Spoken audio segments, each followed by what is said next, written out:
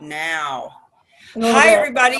CamiBaker.com here. We are fabulous, fierce, and on fire. And we are talking about ways that we can be more professional, more productive, and more profitable when we are actually having a vending table at an expo, a trade show, a convention. So I'm going to share the screen, and most of this will be with the screen shared because I want to go through the document that I have. And Tammy, can you see my screen? I can see your screen. Okay, great. So the 50 plus tips on networking at expos, trade shows, seminars, and large events. I actually put this together a couple of years ago and need to update it a little bit. However, it rings true for all the events. I mean, I've been to literally thousands of networking events, and as far as expos and trade shows and out of town conferences, etc., at least 100. So I'm just going to scroll down. You'll see that this is the document that you're getting for being live on this Zoom with us. And it's a lot of fun things to think about when you're going to an event. But what we're specifically going to talk about tonight is when we are going to have a vendor booth. Now, I historically have not been a big proponent of having a booth just because, you know, why spend the hundreds of dollars on the booth and the product and get stuck at your table for hours and hours and be there early and stay late and all that. However, I can see the benefit in doing a table or a booth when we are strategic about it and we do these tips that I'm getting ready to go through. So for example, I'll be doing a trade show in the next couple of weeks because I'm going to do a book signing there. And I've come to find out that doing a book signing shows a lot of credibility. So it's advantageous for me to do that. So if we are strategic, then we can rent a booth. But here's what I want to share with you. So here where it says bonus. Bonus to this part would be to actually, oh, sorry, not that bonus. Bonus material. When you do set up a vendor table. So research, reach out, relationship build with the other vendors. There's a couple of pitfalls that I see happen all the time at these different events. Go ahead and mute yourself out, Tammy. Yeah, damn dogs. So the pitfall number one, getting so caught up in getting the customers to come to our table at the event that you fail to notice the collaboration partners that are all around you. In other words, and actually pitfall number two, I'll go ahead and mention now, seeing the other vendors as competition. So imagine, if you will, you're at an event, you're a vendor, and I'll keep it real simple. There's 10 other vendors in the room. People tend to have a real competitive nature in all aspects. So even if you sell jewelry and the woman next to you sells vitamins or paintings or, earrings or something, there's still this competitive nature of how many people are going to come to my table versus the other person's table. We're trying to compete against one another. And this mindset of this bonus material around when you have a vendor table is to not look at people ever again, no matter what business you're in, as competition. Always look at them as collaboration partners, because I'm going to read what it says right here. If there are 10 other vendors, for example, whether it is a first-time home buyer seminar, a psychic fair, a fitness day, a Tri-City Business Expo, or a reptile day, there is typically a theme to the event. Therefore, the other vendors are working with, attracted by, and overall simply have your clients. These 10 vendors have 100 or even thousands of customers and clients already that could use your services and products. Building a relationship with them opens the door to massive referrals, joint venture partners, resources, relationships, and revenue that rock. So for example, if you were at a first-time home buyer seminar or some kind of home trade show, there could be a real estate agent next to a person that does landscaping, next to a person that sells garage doors, and they don't compete necessarily in the big world. But when they're set up table next to table, there tends to be this competitive mindset that you're trying to get more people to your table, when in fact, if you're a real estate agent, you may want to build a resource with that garage door guy and with that landscaper and vice versa. So this is about having the mindset of collaborating with these other folks. So here's some tips to implement this strategy. Number one, get to the event early and get your table set up quickly so you can help others. So if the event starts at 10 a.m., and they open up at 8 and say that you need to be done setting up by 9:30, a lot of people roll in at 9, barely get it done in time, and move their car just in time for the event. But what we want to do is we want to get there as early as possible, get our stuff set up so that as people are coming in, we can offer to help. So point number 2, offer to help others carry in boxes, set up displays, etc. This builds rapport. This shows you as a giver and a contributor to others.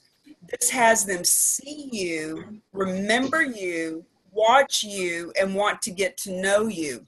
So imagine if you've already got your table set up and you see somebody coming in and they're struggling with their box, and you even go out to their car and offer to get boxes out for them. Or you see them putting a skirt around a table and they need somebody to hold it at the other end, or they're putting up a big display. See, when we go over there and offer some help, we are showing them that we care. We go over with a big smile on our face. We're able to start building rapport with them. This is super important as we move forward. Anybody that's not muted, if you could please mute yourself, that would be very helpful. And then the next point, let me just get some water. If they have a product or service that they are giving samples of, when time warrants, if you get a massage from them, get a reading, try their brownies or cupcakes, or try their lotion. So this shows that you're supporting them, and you get to know exactly what they do so you can send people to them throughout the event and onward. So let's say that you're in an event and there's a lot of network marketers in there. There's certainly some competition with that because everybody's not only wanting to sell their product, but they're wanting to get business partners. Well, here's the deal. Let's face it, network marketing products are really superior. They cost a lot more in a lot of cases, but there's a reason for that, whether it's a vitamin or a makeup or any kind of network marketing. Typically the products really are superior to what you could get at Walmart, etc. So anyone who recognizes that and is a customer of one network marketing company like Pampered Chef or Mary Kay, they're probably going to appreciate and support other network marketers because they know that the product is superior. So instead of Mary Kay and Pampered Chef in this example competing with one another, if they actually partnered up and were friendly and engaging and collaboration partners, then they could actually refer their customers to one another. One of the reasons network marketers don't do that is because they're so afraid somebody's going to recruit their friend. And I've been trying to get her into Mary Kay, and now if I introduce them to Pampered Chef, they're going to recruit her. And we just have to let go of all this competitive nature and understand that if she doesn't want to join Mary Kay, she doesn't want to join Mary Kay. And if she wants to join Pampered Chef, she'll join Pampered Chef. But at the end of the day, when we can share our customers with everybody, here's the thing. When we have a mindset of collaboration, that is a mindset of abundance, a mindset of there's more than enough to go around, and a mindset of, hey, universe, I know there's a lot to be had. Please send me my part of that. So we always want to shift our energy into collaboration. Now, this bonus to this part would be to actually gather the vendors together before the event and have them meet sample products and services before the event so they're prepared to send customers to one another before the event even happens. Now, if you're running an event, obviously this is much easier than if you were simply a vendor at an event. But even as a vendor, typically you can see a list of all the other vendors that are going to be there. So back to my thought on research, reach out, relationship build. If there's a list of 10, 20, 30 vendors that you already know are going to be there, if you present this idea to the person who runs the event and for whatever reason they don't understand it or won't do it, you could reach out to 3, 5, 10 of them and say, hey, we're going to be at this event together. I'd really love to, experience your massage or have a makeover with you, or, just whatever kind of service that they provide. Because here's the thing, you want to be able to see how good they are at whatever they do, so that you can legitimately, honestly tell your customers that come up to the table, hey, you need to go try Mary's Reiki. You need to go get a reading by Susan because she was spot on when I met with her last week. These are ways that we can refer each other back and forth. So you will notice when you have positioned, postured, packaged, presented yourself this way, the other vendors will watch you and see you as a leader. This never ceases to amaze me when I help other people, and look, I'm not always turned on. I'm not typically really that outgoing, and I'm not an extrovert. People think that I am, but I am actually very introverted. When I go to events, I know that it's time to work. It's time to put on the work face and pull out the charisma and build the rapport. So when you get to this event and you position yourself and you realize that when you step into this role of being a leader and a helper and a contribution, people are going to start watching you. They're going to start noticing you, and you want that, because during the event, this also, by the way, helps to keep you on your game. When you know that people are watching you, you're not going to sit behind your table and be texting people or, ignoring customers that walk up or whatever. It's really going to keep you on. It's kind of like having a pace horse.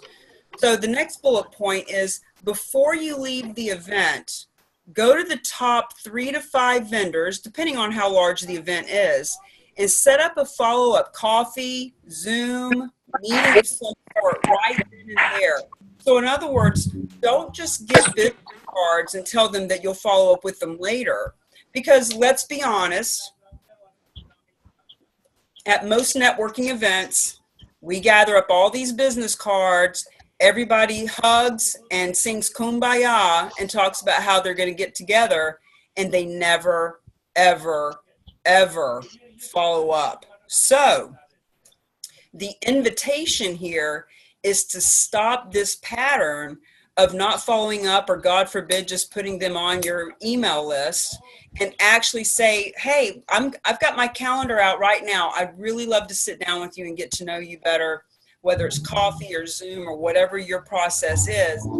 Set it up right then. So notice these bullet points. Guys, if you can mute out, I hear a motorcycle. We really got to mute out if we're not talking, please.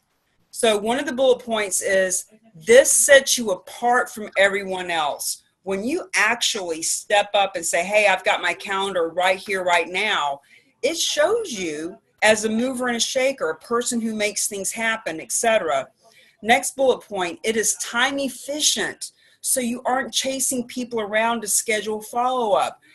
If you are one of those very few people who actually does follow up with folks, this helps to eliminate all that wasted time of chasing people down. Hey, I've got time on Tuesday or Thursday. Tuesday, Thursday is not good for me. How about Wednesday or Friday? No, those don't. So now you're back and forth, and you're spending days or even a couple of weeks getting together with them when you could have just set it up right then and there. Next bullet point, you are in a great position right then in the moment. And as they see you as a leader, because you set up your follow-up right in that energy of them feeling and seeing you as a leader, it just helps to carry that energy through your relationship. So I've got just a couple more bullet points here that I'm going to read through, and then I'm going to open this up for questions, because I know this is a lot of material and I really want to hear some feedback, questions, anything that's coming up for you while you're hearing this. Next bullet point, always play the what can I do for them first game, meaning How can you add value to them before you are looking for a referral, a resource, an introduction, or anything that would be an ask? Law of reciprocity says when I do something for you, you naturally want to reciprocate and do something for me. So how can you be of value? The what can I do for them first game. Here's a few ideas of things that you can do for them first. Number one, you can invite them to be a vendor at another event that you're familiar with, whether it's your event or somebody else's. You can offer, hey, if you like this event, you might like Tammy's event in 2 weeks or 2 months. So invite them to another event. Number two, you could obviously refer them to someone that could actually use their services. Number three, introduce them to someone that is like-minded and would be a good resource for them. People introduce me to folks all the time that aren't going to be a quote customer or client of mine, but maybe they run a networking group and they know that I would be a good speaker for that group. Or maybe they are just really entrepreneurial and they know that we have like minds and that we would make really good friends and conversation partners. So who is that person that you could introduce them to that would just be a really nice introduction?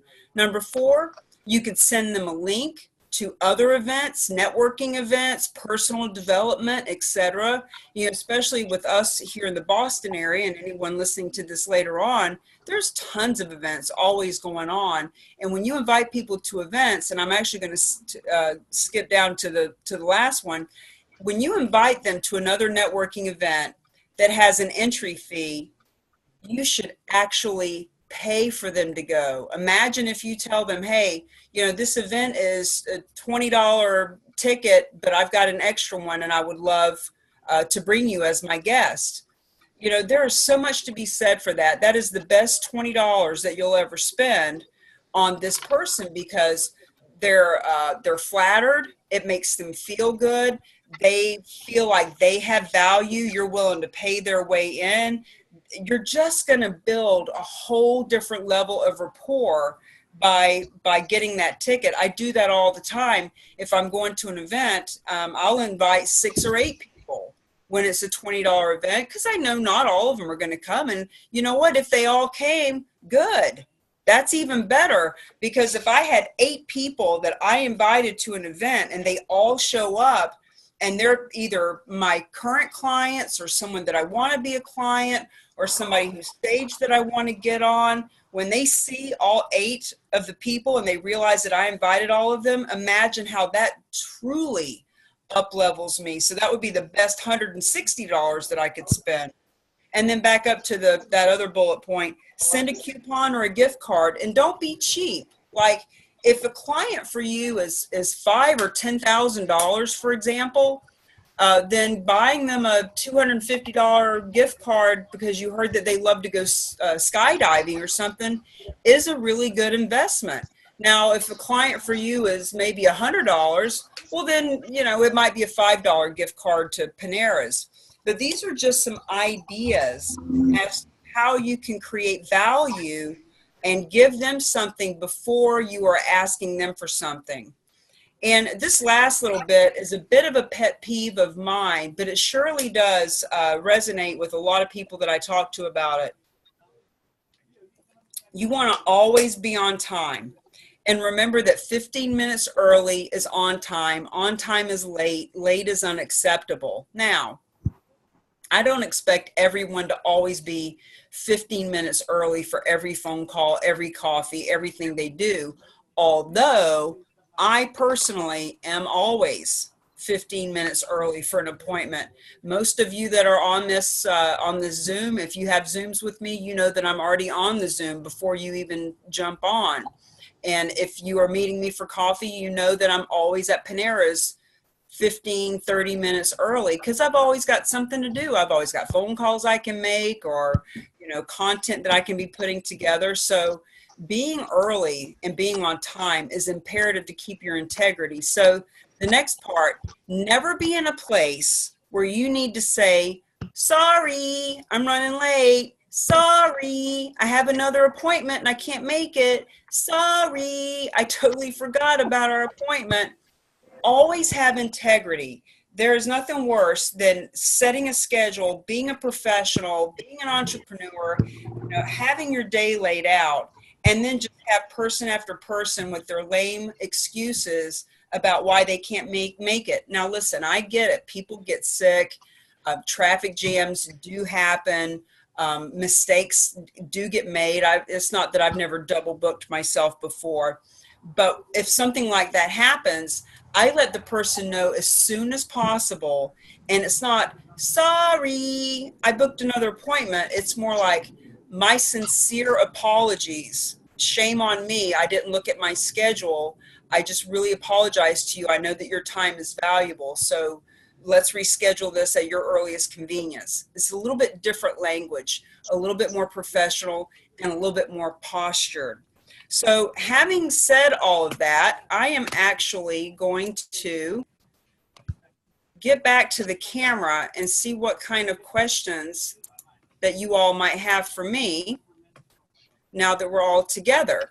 So if you want to speak up, just unmute yourself for that and let me know any questions you have. And if you're not speaking, please do mute yourself to keep from having any background. You may not notice it, but motorcycles, dogs, kids are rather annoying. So, questions? Tammy, I know that you just had an event a couple of weeks ago. So as a leader of events, what input do you have on these tips and how you can get your vendors together 2 weeks or a month before your next event? Well, I'm definitely going to have a Zoom with them and see how we can complement one another instead of, you're right about the competition. And I've been a vendor at these events and always kind of thought, well, I got to get the people over to me, and not thinking about it as a collaboration, but thinking of it as a competition. And it's really not, because, when I do my events, I make sure that when I host events, I make sure that there's really no overlap. I mean, I might have a Mary Kay rep there and somebody selling lipstick, but that doesn't mean that they're in competition, because the Mary Kay, I don't know. That's just the way I think. So I think that it's definitely, it's definitely, I'm going to do a Zoom, and I'm going to have them all have a meeting half an hour before the event begins, and kind of do a quick introduction. This is what I do. This is what I do, and what I'm selling. And I'm over here in this part of the room. And, if you hear anybody say that they want something, send them over to me. Yep, and you could do it 30 minutes before, or you could even have them all get together at Panera's or someplace else 2 weeks before, and give them a chance to actually sit down and have a one-on-one together. And the thing about doing a Zoom with your vendors long before the event happens, even 2 or 3 months out from the event, is it also gives you a chance to talk to them about, so many times people will pay their $75 for a table, and the event is in 3 months, and they just kind of put it on the back burner, and they just figure they'll show up at the event, and you, the organizer, are going to pack it out. But when we get on the Zoom with them 2 or 3 months in advance, we can talk to them about, listen, this is your opportunity to let your people see you and let your people know that you're coming, and show them the new colors or the new flavors, or, have them invite their mom and sister to come see what a massage with me is really like. So in other words, really encouraging them to be part of the promotion and the marketing. And a lot of you that are on this Zoom with me are doing cause marketing campaigns right now.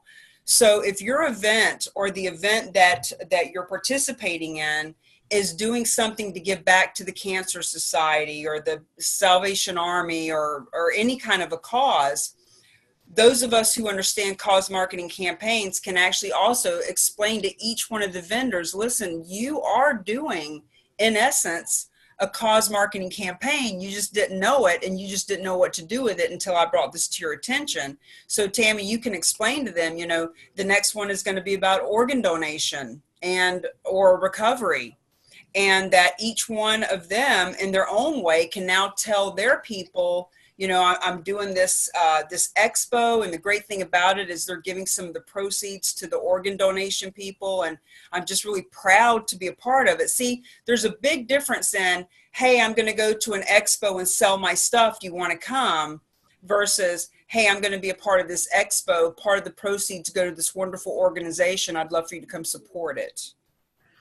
Yeah, I mean, I'm going to have to do that when I do my poker run too, I think. Yep. Yep. Oh, yeah.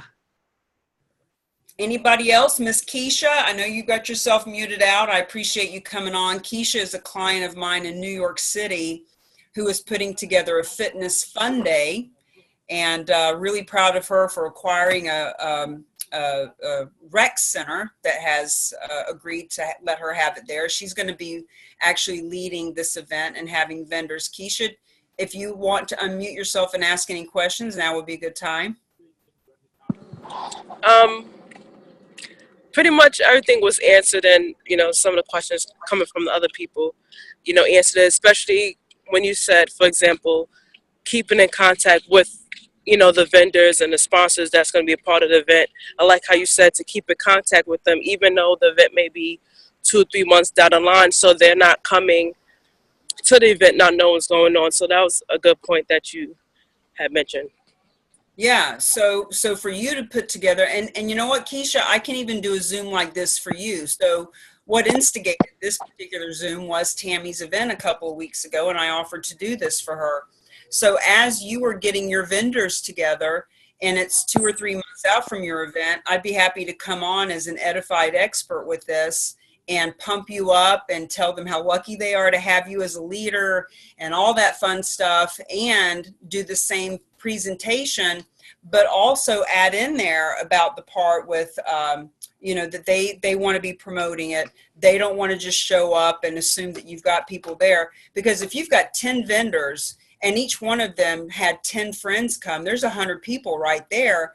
And the thing is like I said, each one has a theme. So for example, this may sound like a silly example, but every year in Manchester, there is a reptile expo. And so one person might be selling snakes, and another person might be selling tarantulas or iguanas or the cages or the food or whatever. But wouldn't we agree that those are collaboration partners? They have the same customers.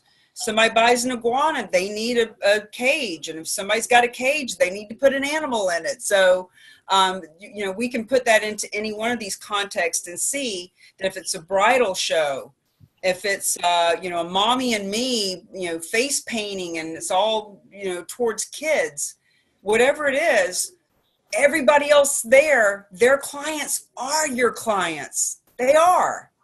And so when we get so focused on trying to give our free stuff to all the customers that are walking in, it is such a pitfall, and we are missing the boat with all of, as a matter of fact, I would rather, and I was a speaker at an event in Miami last year, and they had 787 people, I believe it was, that responded that they were coming as people that were coming to the event to just participate. There were about 20 vendor tables there. I was the first speaker. I was supposed to speak at 2:00. I got there at noon, walked around, talked to everyone, gave out my t-shirts, took pictures with my book, just with the vendors.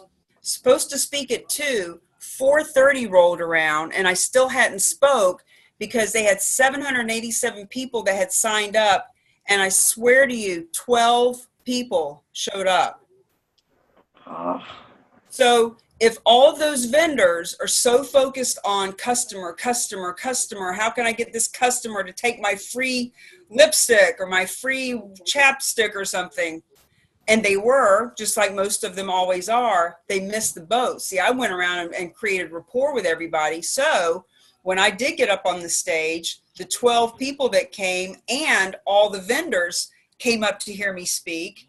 And when I got done speaking, they all went back to their table and didn't sit for the other people because they were, sit behind their table and not being friendly and cordial. So that's just an example of when you spend all this money on a booth and items to give away, and what if people don't show up? Well, let's not drop the ball. Let's not say, oh, well, this didn't work. Shame on them. They didn't get enough people here. No, shame on us that we didn't invite people, and shame on us that we didn't see all those vendors as truly the gold and the diamonds that they are. I agree.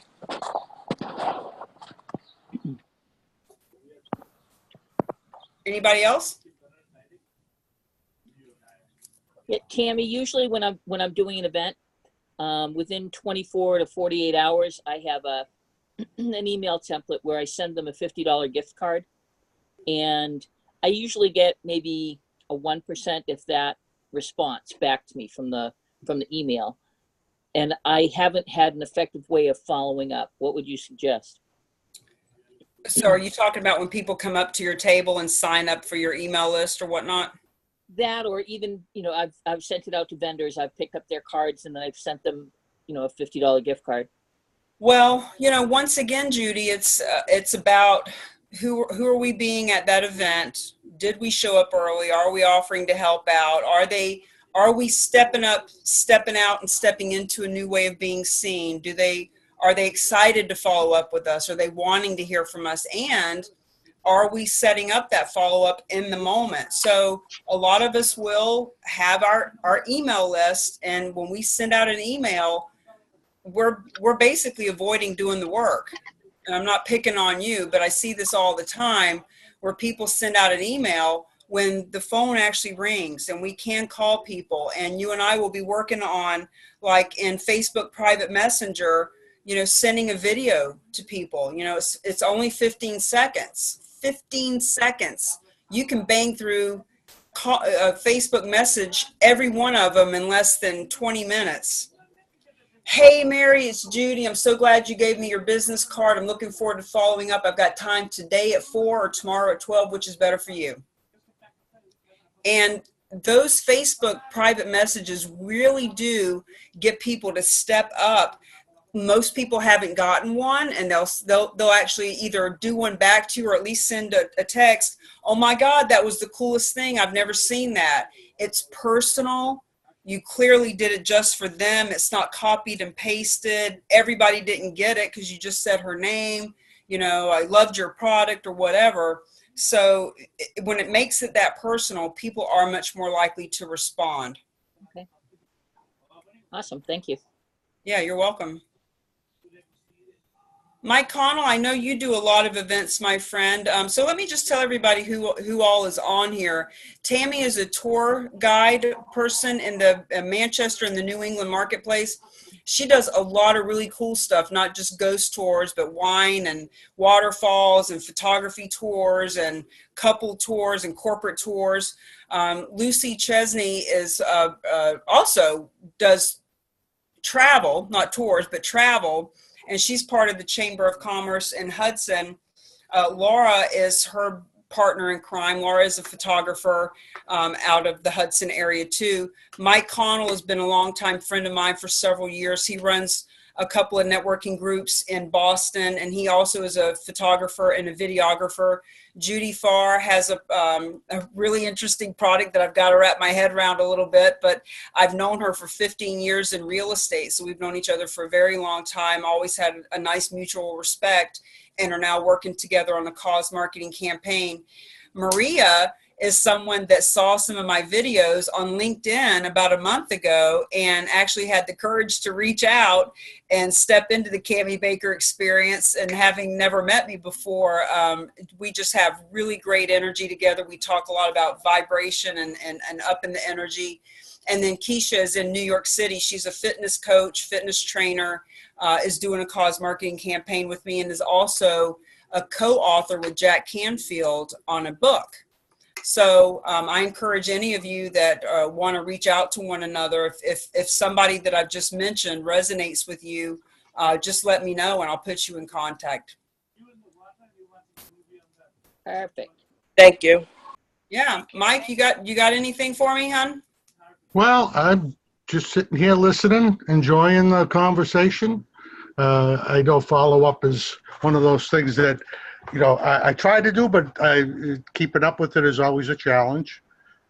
when you meet a lot of people. Finding the time to do the emails or phone calls can be challenging, but it's a good thing to do when you do it because it does pay dividends. Well, and as the organizer of the group, you're already seen as a leader. You're already elevated in their mind as opposed to anyone else that they're meeting in the room. And so, you really should take advantage of that. Not to take advantage, but to have the advantage of knowing that that's how people see you. And one of the things that I share with people is stick to 3 cards. Now, if you're running the event and people are coming up saying, hey, I want to speak at your next event, or hey, I want you to come be a photographer at my event, or whatever that is, that's fine. But in general, just take 3 cards when you're at an event, because most of the cards that people take and give out are just wasted time, wasted paper, etc. When we give ourselves permission to only take 3 cards, only ask for 3 cards. I'm talking about the ones that you actually ask for so that you are actually beholden to follow up with them. 3 is really easy. 3 is easy to follow up with. You can do that in 10 minutes. But when you take 10, 15 cards, now it's overwhelming. You put it off. You put it on your desk. You put it in your pocket. I'm going to do it tomorrow. Tomorrow never comes. You don't remember them. You don't think they remember you. And it just ends up that stack just gets taller and taller and taller. And we end up being a card collector instead of a business builder. Yeah. And so there's actually a chapter in my book about cleaning up the wreckage of the past and how to just go through all those cards, make the call, send them to Facebook Messenger, send them the email, whatever you're going to do. But if you're not going to follow up with them, you need to throw them away because you have a false sense of security that you've got leads, and you don't have leads. You have little pieces of paper with names on them that are getting very distantly in the past, and they don't remember you and you don't remember them. You might as well just pick up the phone book. Do they even have phone books anymore? Anyway, you know what I mean. They still do. I find them in the front of the house now and again from the mailman. And they usually go right to the trash. I remember when we were kids, I remember having one that was like this thick and actually sitting on the phone booth in the chair as a way to sit up at the table. Do you guys remember those? Me too. It's good reading. Yeah. Well, listen, I really respect everybody's time. Laura, I'm sorry, did you have something to say? No, I'm good. Okay. I'm enjoying everybody. Thank you. Nice. Well, like I said, if any of you want to get in touch with one another, let me know. You're all friends of mine on Facebook, so it's easy to find one another. I honor and respect all of you, especially those who are doing the cause marketing campaigns, because you are being a contribution to the world. And you are my way of mingling to millions. It's not millions of dollars, as I once thought. It's millions of people and lives that are changed. And without my clients, I couldn't do that. So I want to thank all of you. Tammy, I will get you the recording of this over. And for the rest of you who are on here, if you know other people that would resonate with this material and could benefit from it, just send me a private message and I'll send you a copy of it as well and you can share it. Thank you, Cami. And if you think of any questions, feel free to send it over and I will get all of you a copy of the 50 plus tips. Awesome. Awesome. I'm going to make a list of who all was on here right now before I forget. So goodbye, everybody. Bye, Cami. See you tomorrow. All right. See you guys tomorrow. Bye. Bye.